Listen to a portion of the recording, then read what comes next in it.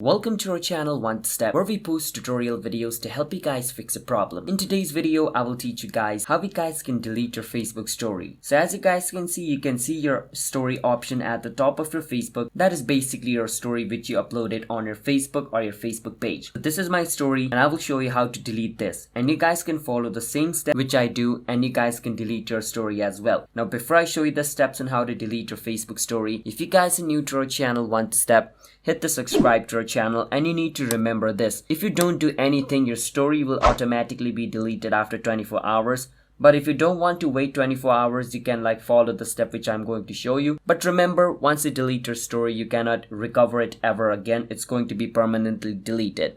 So you need to keep that in mind. So if you're okay with that, then just follow the step. And the first step being just open your story, which means view your story.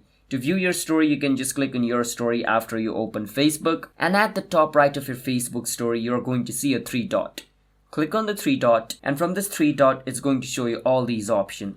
From all these options, you want to click on this option called delete video. So this story is a video, that's why it's showing delete video. But if your story is a photo, it's going to show you delete photo.